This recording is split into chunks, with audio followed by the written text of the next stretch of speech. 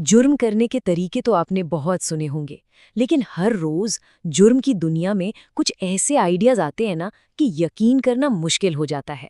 आज की कहानी भी एक ऐसे ही गजब के आइडिया की है, जिसने एक अंतिम संस्कार की रस्म को एक अविश्वसनीय धोखे में बदल दिया।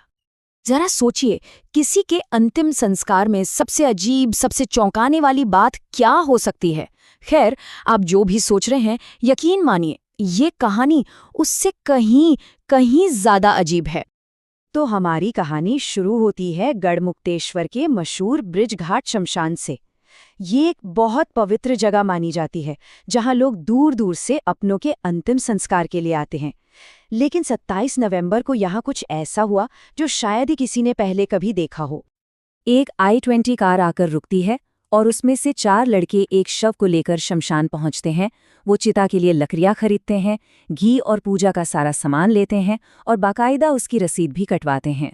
अब तक तो सब कुछ एकदम नॉर्मल लग रहा था, लेकिन फिर कुछ अजीब होना शुरू होता है। वो शमशान के किसी भी कर्मचारी की मदद लेने से साफ मना कर देते हैं और खुद ही चिता सजाने लगते हैं। जब चिता तैयार हो जाती है तो वो चारों अपनी कार से कफन में लिपटी हुई अर्थी लेकर आते हैं और बस यहीं से शक का पहला बीज बोया जाता है। एक ऐसी बात जो किसी के भी होश उड़ाने के लिए काफी थी। श्मशान का एक कर्मचारी जो उन्हें काफी देर से देख रहा था, मदद के लिए आगे आता है। वो पुण्य का काम समझकर अर्थी को कांधा देने की जिद करता है, और जैसे ही वो अर्थी को कांधा देता है, वो एकदम से चौंक जाता है। क्यों? क्योंकि उस अर्थी में वजन था ही नहीं। अब देखिए, सालों से शमशान में काम कर रहे उस कर्मचारी को अच्छे से पता था कि एक इंसान के शव का वजन कम से कम 30 से 80 किलो के बीच तो होता ही है। लेकिन ये अर्थी, अरे इसका वजन तो मुश्किल से 2-3 किलो महसूस हो रहा था। ये क्या चक्कर था? उसका दिमाग घूम गया। अब तो शक और भी गहरा हो गया था। कर्मचारी ने उनसे रिवाज के मुताबिक चेहरा दिखाने को कहा। ये सुनते ही वो चारों घबरा गए और बहाना बनाने लगे कि अरे हम तो शव सीधे अस्पताल से ला रहे हैं और उसकी हालत इतनी खराब है कि चेहरा दिखाने लायक ही नहीं है। वो किसी तरह से अर्थी को चिता पर रख देते हैं और मुखाग्नि की तैयारी करने लगते हैं। आसपास खड़े लोग भी हैरान थे कि भाई ये कौन लोग हैं जो बिना किसी पंडित पुरोहित के सब कुछ खुद ही कर रहे हैं। और फिर जो हुआ उसे आप कुदरत का खेल कह सकते हैं। इससे पहले कि उनमें से एक चिता को आग दे पाता, अचानक हवा का एक बहुत तेज झोंका आया और उस हवा के झोंके से चिता पर रखे शव के पैरों की तरफ से कफन थोड़ा सा सरक गया। जिस कर्मचारी को पहले से ही शक था, उसकी नजर सीधे उस पैर पर पड़ी और उसकी आंखें सचमुच फटी की फटी रह गईं। वो कोई इंसानी पैर था ही नहीं, वो तो चमकता हुआ सांचे में ढला प्लास्टिक था। वो खुद को रोक ही नहीं पाया और उसने झटके से पूरा कफन खींचकर हटा दिया।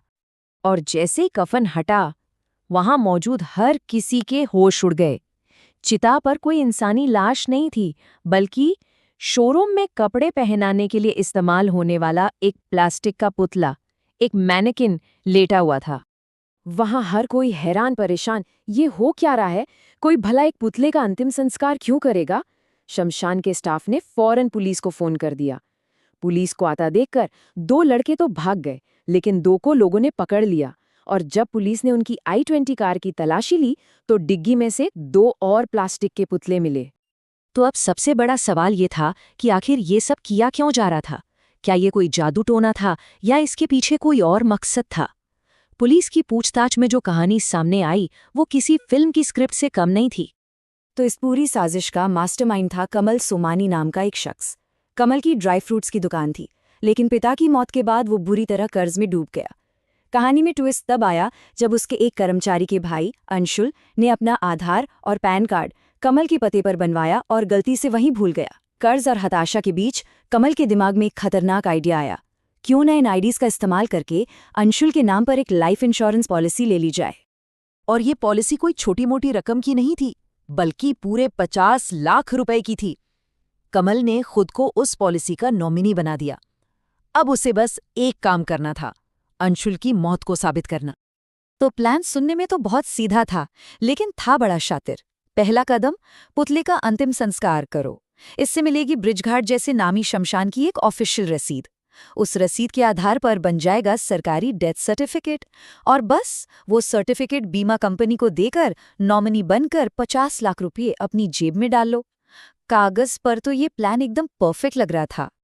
प्लान तो वाकई बहुत शातिर था, लेकिन ये कमल सुमानी था किस तरह का अपराधी? क्या वो एक बेरहम क्रिमिनल था या फिर हालात का मारा एक आम इंसान? पुलिस के मुताबिक भी कमल कोई हार्डकोर क्रिमिनल नहीं था। उसे पैसे तो चाहिए थे, अपना कर्ज भी चुकाना था, लेकिन इसके लिए वो किसी की जान नहीं लेना चाहता था। वो अंशुल को मारना नहीं चाहता था और शायद इसीलिए उसने ये अनोखा रास्ता चुना। इस काम के लिए उसे 4 कांधों की जरूरत थी, तो उसने अपने 3 करीबी दोस्तों को इस प्लान में शामिल कर लिया। उसने उन्हें यकीन दिलाया कि इसमें कोई खतरा नहीं है। अरे वो किसी का कत्ल थोड़ी कर रहे हैं, बस एक पुतले का अंतिम संस्कार करके एक कागज का टुकड़ा यानी कि रसीदी तो हासिल करनी है। ये कहानी हमें एक बहुत ही अजीब सवाल पर लाकर छोड़ देती है। आमतौर पर बीमा के पैसे के लिए लोग किसी की जान तक ले लेते हैं, लेकिन यहाँ कमल ने एक जीते जागते इंसान को बख्शकर उसकी जगह एक बेजान पुतले को चुना। तो क्या ये कहा जा सकता है कि लालच भी किसी अपराधी को इंसानियत दिखाने पर मजबूर कर सकता है?